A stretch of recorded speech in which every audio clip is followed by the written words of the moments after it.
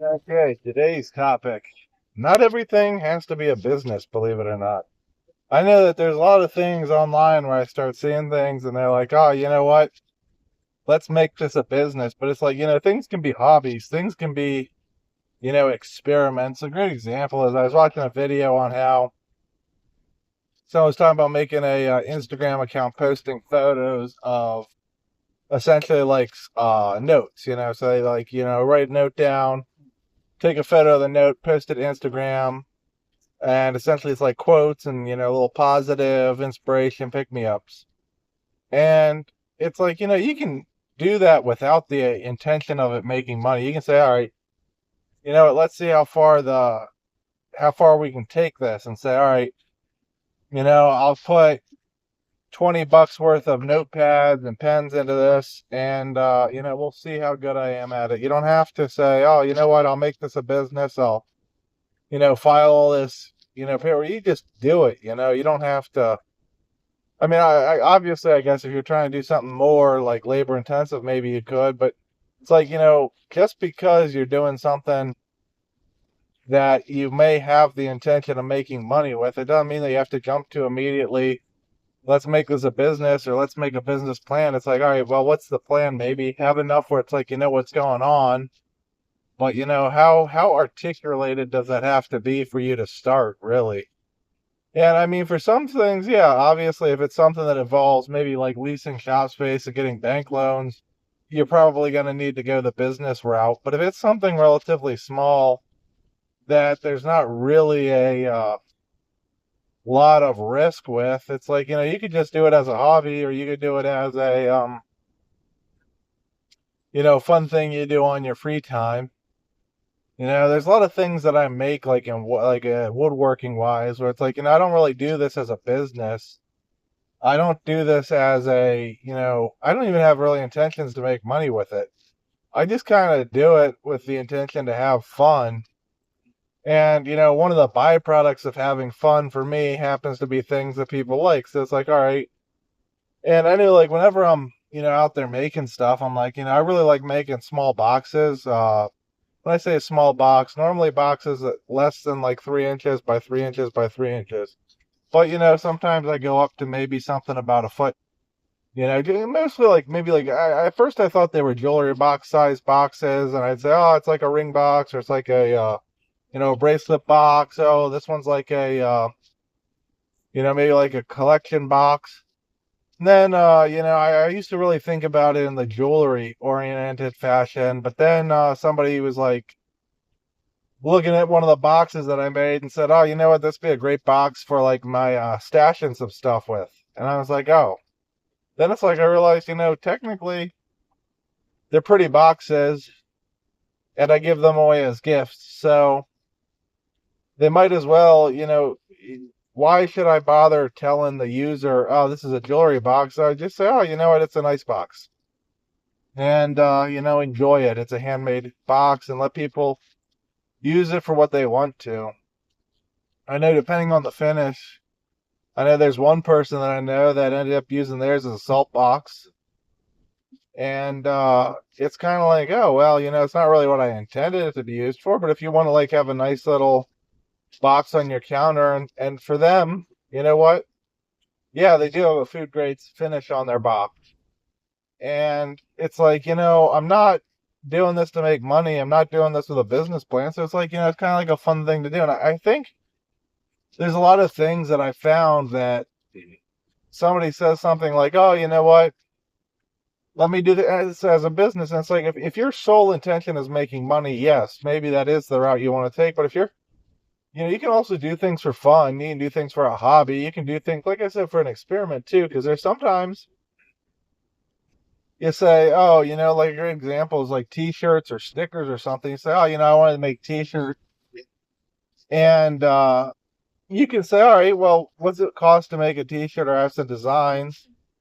And on the secondhand market, you can acquire, all the stuff to make a T-shirt, and then you can try making some T-shirts, and you can sell it. If you're like, what, this isn't really it, you can just sell the stuff that you were using to make T-shirts again, or if you want to say, oh, you know what, I want to try making wallets, maybe what do I need for that? All right, well, I need a high grade sewing machine. It's like, you don't have to go out and buy new equipment. You can get a used one and you can say, all right.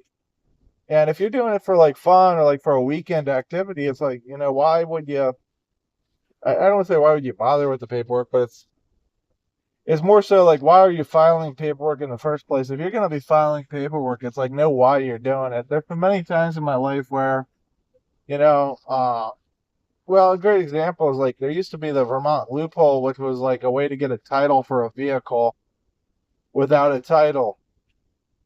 And I know of somebody that did that within my state. But one of the things is that I live in a state where bill of sale is considered an acceptable uh, way to get a title. And I know that there's been a couple vehicles that I got with a bill of sale.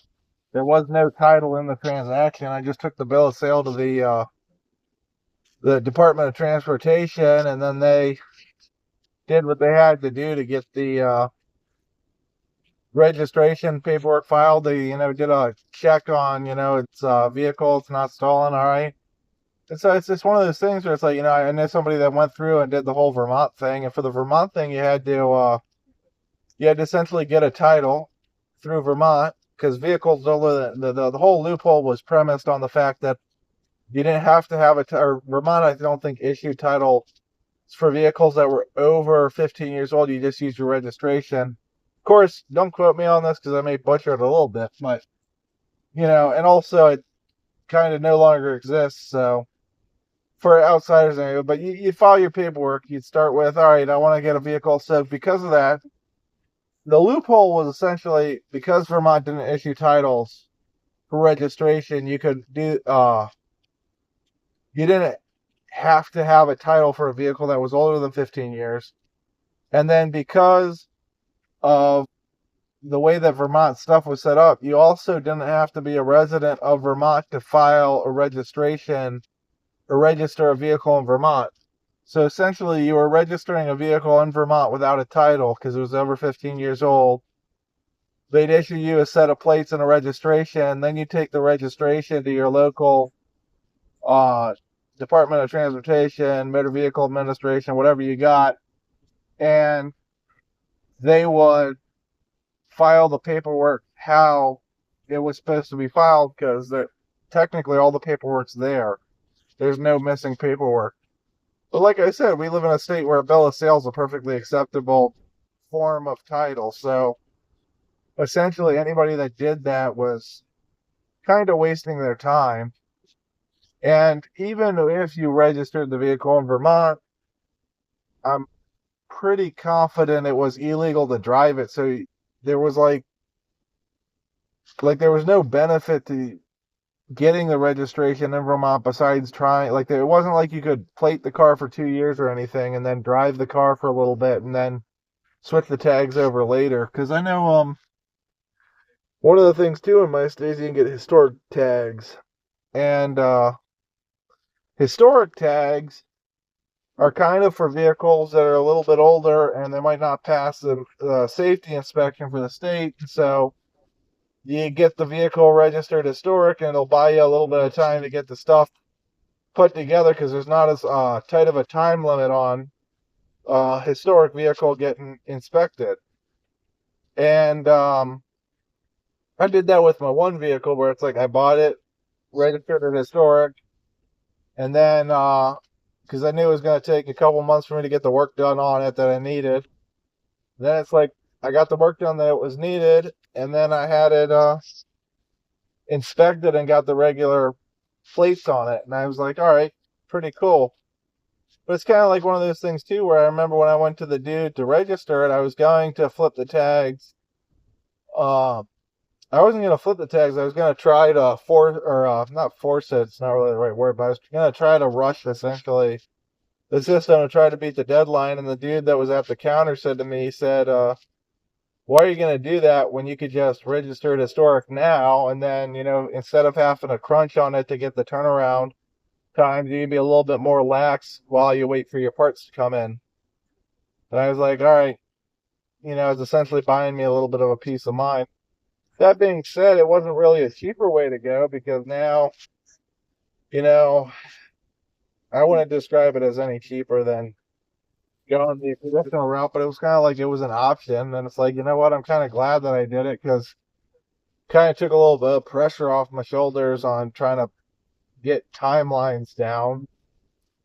But I don't know. There's a lot of stuff too where I'm just thinking about it because it's like, there's so many things where it's like I hear about somebody, they say, oh, I want to do flowers or I want to start a farm or something.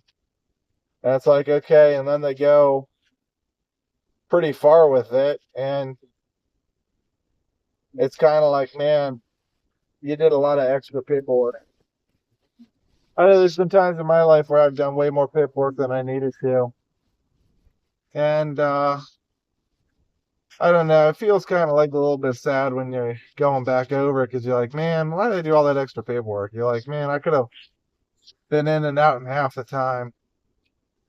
And I don't know, I guess I just wander on about that. Or, man, sorry if I guess I let my mouth run, start wandering. It's like I was kind of on topic when I started, but yeah, there's a lot of stuff there with, you know, if you're doing something, I guess ask yourself why you do it. Don't just do it because somebody says, "Oh, you want to do whatever. Why don't you start with filing an LLC or something?" It's like maybe instead of starting with there, start with why are you doing this or what are you doing? It's not maybe start with consulting somebody about why would they do that or why would you not do that, because it's like, I don't know, there's just a lot of stuff where it's like, I'm not the person. And also like there's so many things that vary because it's like, I can't really control who's listening to this, so it's like I can't be like, oh, this is what you do in your situation. And things change too, where like year to year and even sometimes like month over month, depending on what month you're in, just depends on what season it is and what is considered legal or acceptable may change a little bit. Great example is like, try selling Christmas trees in January. You might be able to do it, but the peak of that market was about 2 months before then. That's an example of something where it's not really acceptable. You could be doing it, but who's really going to be buying trees in January? I'm not saying nobody does it, but I'm saying that the bulk of the market's not there. People that are buying trees in January have got secondary purposes for them. They're thinking firewood. They're thinking, uh, you know what? Maybe they're trying to build something up, and it's like, all right, we need some trees for something, but they're not thinking, oh, you know what? I'm gonna put this tree in my living room and decorate it like Christmas. So it's like you're marketing. What you're marketing is no longer really your market has changed pretty much, is what I'm saying. And with Christmas trees, yeah, that's one thing. The other thing too is like, say you want to sell like some sort of fish or something. Even if you have a commercial fishing license, the season dictates what's legal to sell. So, if you're 1 month behind or 1 month ahead, you're kind of on a spot where you got to twiddle your thumbs for a month, or you've got to wait out the off season depending on when that is. I know that with like t-shirts and well, school's another thing that really dictates some of that stuff because I was thinking like, t-shirts are something that like I toyed with, but uh, when you're in school or when you're out of school, kind of like dictates how much or what your thoughts are, or at least for me they did. So it's like, when you're in school, there's a lot of like, all right, that'd be kind of funny or that'd be kind of cool. When you're out of school, it's like, all right, you know what? That's kind of a little bit different of a thing. And so your perspective changes a little bit. And those perspective changes are kind of nice because it's like, oh, wow, you got a perspective change. But now that perspective change may open up your imagination to a new market or a new, oh man, there I am. I'm slipping right into that business talk where it's like, all right, just trying to keep this hype. But it's like, yeah, it might slip you into a new mindset of how to think about things. I don't know. Yeah, there's a lot of weird stuff out there, and I don't know. I guess it's kind of weird when I see a lot of things on social media that are marketed as businesses. And when I was a kid growing up, like the idea of being YouTube famous, the payoff was pretty much that you were YouTube famous. It wasn't that you were really making money off of it. And it's like now there's YouTube channels out there, and of course I'm uploading this to YouTube, so I'm biased towards YouTube on that. But now there's channels out there on YouTube that, yeah, it might be a person that's like the face of the channel, but the channel itself is run by a whole office or a whole kind of network of people building it together. And like in an office setting, yeah, that's everything's in house. Where it's like I'm pretty confident. This like Donut Media might have been an example because if I'm remembering correctly, Donut Media had their own editors in house, and so they had like an office of people that's like we're editing all this stuff.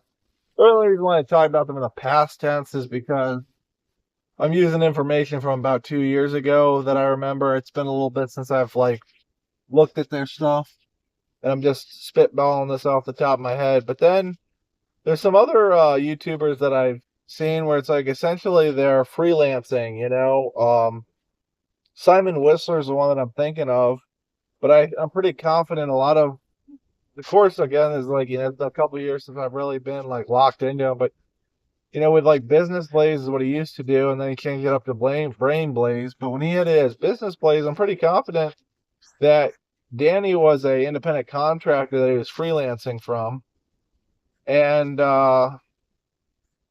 his editor would be another freelancer. And so essentially, yeah, they're working together to produce one video, but they're not necessarily employees in the traditional sense where they're getting the you got to get this work done. Here's your 9 to 5, clock into the office, clock out here. Here's their break room. They're working in their own homes, doing their own thing. They just have like, hey, can you get this done? And they're essentially doing freelance work or like gig work of some sort. And so it's kind of like a different thing, where it's like, it's two or I shouldn't say two, but I shouldn't say two because there's more than two, but there's multiple ways to get the same thing done using different methods. And the way that things get done using different methods, there isn't always a clear winner. There isn't always this is the right way and this is the wrong way. Sometimes it's like both these ways are the correct way for what they're doing, or both these are the correct way or are considered acceptable. And it's merely a difference in preference that changes why you would do one way versus another. I know one time I was I was in taking a business class, and I'm in class, and we had a CPA come in, and one of the things the CPA said was, uh, accounting, like all other industries, goes through trends, and sometimes it's like trendy to file things a certain way, so people request that because it's popular on social media. Because I know for LLC specifically is what he used as the example. He said that before, I don't say there was a given date, but he said that there's a lot of people that come to him and they say, "Oh, you've got can you file an LLC?" And he starts asking questions, and it's like, well, you don't need an LLC filing, or an LLC filing, while it can do what you want to do, it might not be the cheapest or the option that'll allow you to do what you want, because when you grow, you're going to have to change that a little bit differently. And so it might be an unnecessary step, but people want it because it's a, trendy thing on social media. And he said, the thing is with a lot of that is like, you don't have to have the LLC. You could have a different filing at the state level or at the, I'm not saying at the state level. You could file, there's multiple ways to do the paperwork, is essentially what he was saying. And